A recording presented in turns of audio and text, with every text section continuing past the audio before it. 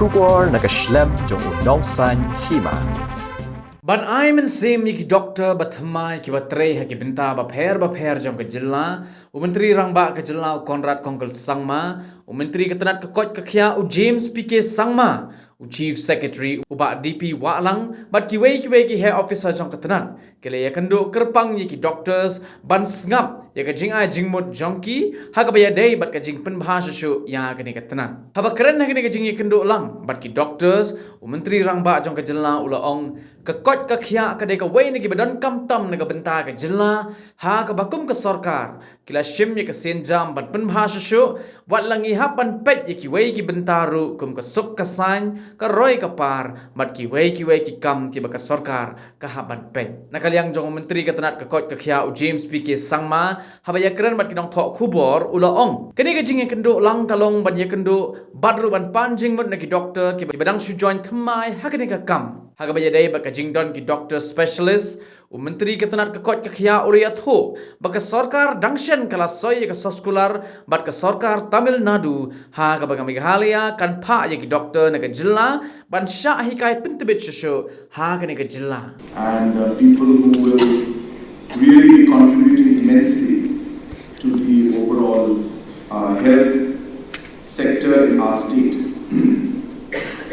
As was mentioned by our Honorable Health Minister, that health has been a priority for us.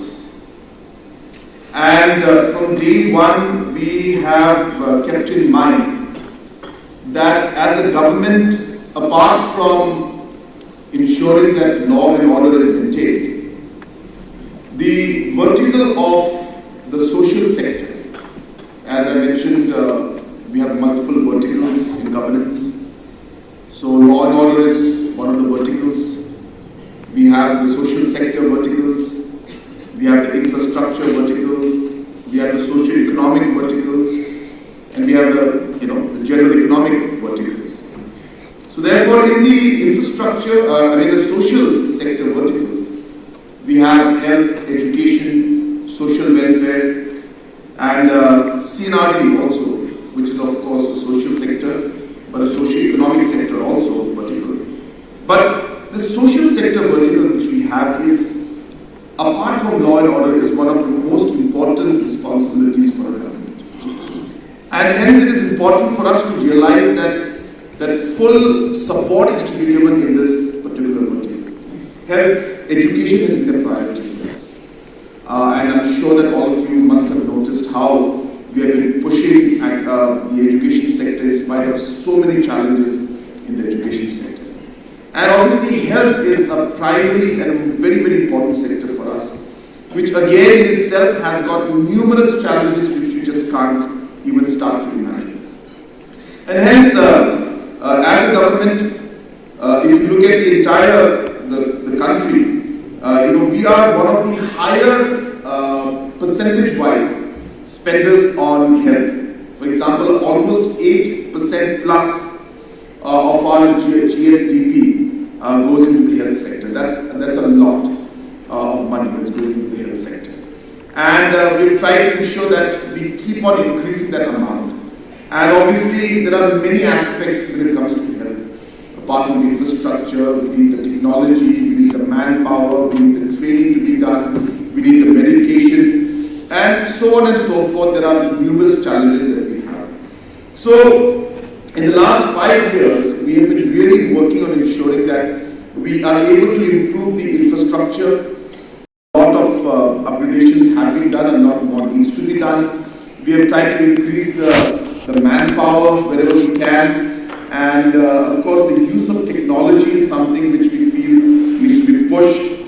As was mentioned by the Honorable Health Minister, the entire system of medication and medicines, being supplied is very crucial. And at the end of the day, it is also very crucial to figure out how we can maximize or make the overall health system more efficient.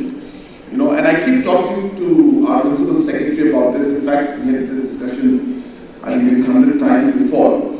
And we realized, like a simple example I'd like to give to all of you, which I'm sure all of you will go through, is that we've seen that doctors end up spending a lot of time reporting. And you have to write the records of the patients, you make the report, put down paper, document it, write it, type it, whatever. And what happens is that you end up spending more time doing that than actually attending to patients. So the official work, because of the system that is present right now, overtakes the actual health part. And hence we need to kind of reform the overall administrative working of the health department to be able to allow doctors to do their primary job, which is to actually take care of the patients. So these kind of reforms are also required in the system, which I am happy to share with you that with the use of technology, the Reward district, which is the aspirational district, is being taken up first. An entire record of the patients is being computerized. And this will be put in a centralized server, which means once the patient, and obviously only people who have access to this through password and username will be able to access it. So entire record of this patient is kept. So this will be a system which will be, I feel, very important, because you will be, we'll figure out a system there where the entry of all the records of the patients, the reports that are there, does not fall on the doctors. So there will be a different mechanism for that to be entered into the system. These records, of course, will allow us to keep a proper systematic study of what the patient was, how the history of the patient will be there. And from a larger scale for the state, we will see that there will be a complete data analytics going on, which will then allow us to predict in the future that what and when, which kind of diseases are coming in, and which areas are facing what kind of diseases. And obviously that helps us to ensure that the machines are there, it helps us to ensure that the medicines are there, it helps us to ensure that we are ready before time. And a simple example of that is diarrhea, for example, for children. Of specialists in the state. And as you know that we have recently signed an MOU with Tamil Nadu government, wherein we will be sending some of our doctors to the state of Tamil Nadu to have programs wherein they will be given necessary training. So we hope to build up capacity of our doctors and fill up that gap in terms of specialists. We're also looking at how we can also see the increase of the number of specialists by encouraging our doctors to go for further studies, the ones who are already there. So that process is on, and yes, it is a challenge, but I think that the department, by taking these measures and these steps, will be able to address this very soon. There is a sizable amount of shortage still, and I think that the next phase of recruitment will be held, I think, in the next quarter.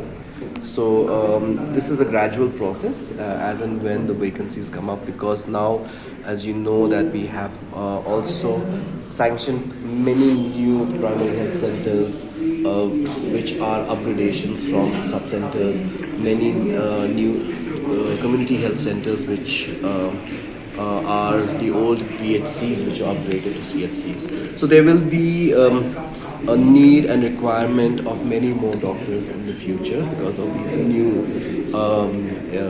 infrastructure and institutions coming up, and this will be done in a very, very timely and organized manner, courtesy the Meghalaya Medical Services Recruitment Board, which has successfully, as you know, conducted the recruitment of 400 plus doctors today.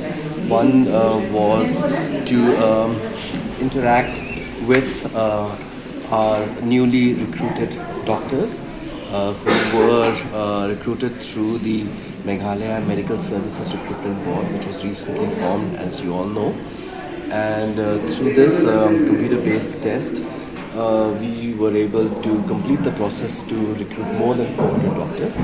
And I'm also happy to inform you that this recruitment has happened after a considerable period of time, because the last recruitment, I think, took place in the year 2016. So since then, we have not been able to recruit a single doctor, which had created this huge shortage in the grassroots, where we were having shortage of doctors. So this was a program where our Honorable Chief Minister attended this program, not just to inaugurate the 22 new Ayush and Health and Wellness Centers, which were inaugurated today virtually, but also to interact and to welcome these new doctors. All of them could not attend, of course, but a sizable number were there.